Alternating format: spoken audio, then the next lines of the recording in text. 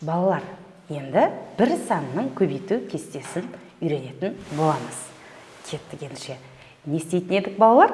Яғни бір кез келген санның көбейту кестесін білу үшін ең алдымен ережені біліп алуымыз керек. Қандай ережеміз бар еді? Ережені жаттаған оқушы шатаспайды да, ұмытпайды да. Ендеше бір санның көбейту кестесіндегі ережемен танысып өтейік. Балалар, кез келген сан мен бірдің көбейтіндісі сол санның өзіне тең болады екен. Қайталап айтам.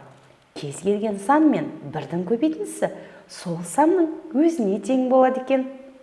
Кәне ендеше көз жеткізейік. Қараңыздар балалар, бірді бірге көбейтсем, неше болады? Бір болады екен. Ол деген сөз қандай еді? Яғни кез келген санды бірге көбейтсек, сол санның өзі шығады. Ендеше екіні бірге, яғни сол санның өзі шығып тұр. 2, 3-ті бірге көбейтсек қанша?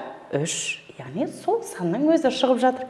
Келесі 4-ті бірге көбейтсек 4, 5-ті бірге көбейтсек 5, 6-ны бірге көбейтсек 6, 7-ні бірге көбейтсек 7, 8-ді бірге көбейтсек 8, 9-ды бірге көбейтсек 9, 10-ды бірге көбейтсек қанша екен балалар? 10 екен. Яғни кез келген санды бірге көбейтсек, сол санның өзі шығады екен. Оңай ма екен ереже? Түсініп алдық па? Жарайсыңдар. Тамаша балалар. Сендердің осылай түсініп отқандарың мені қуантып отыр. Енді балалар, әдеттегіше өзімізді мнемотехникалық кестемізді толтырайық. Қане келісіп алайықшы балалар. Мен айтамын, сендер жауаптарын айтыңдар. Болады ма? Келістік ендеше. Да, бір көбейту бір. Қанша? Бір. Яғни сол санның өзі шығады. Енді екіншісін сендер айтасыңдар. 2-ні бірге көбейтсек қанша шығады балалар? 2. Жарайсыңдар. 3-ті бірге көбейтсек 3. 4-ті бірге көбейтсек 4. 5-ті бірге көбейтсек 5. 6-ны бірге көбейтсек 6. 7-ні бірге көбейтсек 7. Қайталап отырсыңдар ма балалар? Қане, мен айтамын, жауабын сендер айтыңдар. 8-ді бірге көбейтсек 8. 9-ды бірге көбейтсек 9. 10-ды бірге көбейтсек 10 екен. Тамаша балалар. Тіпті біз мнемотехникалық кестемізде толтырып үлгердік. Енді тағы да бір еске салатын бір ереже бар. Балалар, жүздіктерде, мыңдықтарда, 10 мыңды да, миллионды да бірге көбейтсе, сол санның өзі шығады. Жаттап алдық па? Жарайсыңдар.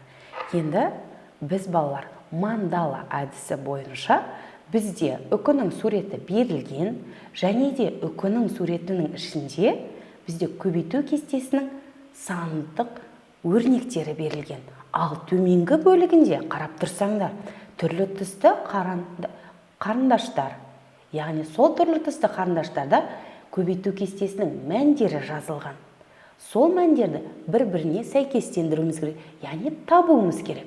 Қараңыздар, мәселен, 1-ді 0-ға көбейтсе қанша еді? Кәне, экранда көрсетіліп тұр. Қанша? 0, балалар. Енді қараңыздар, бұл 0 деген бізде 0 деген сан, яғни мәні болатын көк түспен боялу қажет екен. Ендеше экранға басып көрейік кәне. 1 көбейту 0. Охо, көк түске боялады екен. Көрдіңдер ме? Келесі, 1 көбейту 0. Көк түске боялады екен, кәне. Міне балалар, осылай біз порталда дәл осылай өздеріңіз осылай бояп шығасыздар. Мәндерін дұрыс тапсаңыздар балалар, не істейді? Үкінің, яғни сол бөлігі боялатын болады. Ендеше қараңыздар, 4 және 7, яғни көбейтудің мәндерін табайық. 1 көбейту 7 қаншаға тең? 7-ге тең. Охо, сары түске боялады екен балалар. Келесі, 1 көбейту, яғни 4 деген мән табуымыз керек. Ол қанша болатын еді? 1 көбейту 4.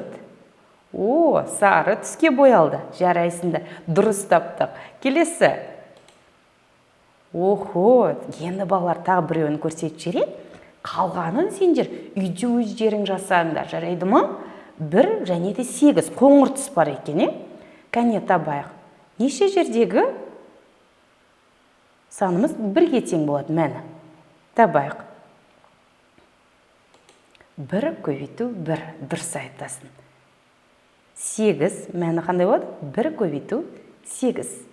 Міне балалар, дәл осындай сіздер үйде осы мандала әдісіндегі боямақты үйде отырып бояп келетін боламыз.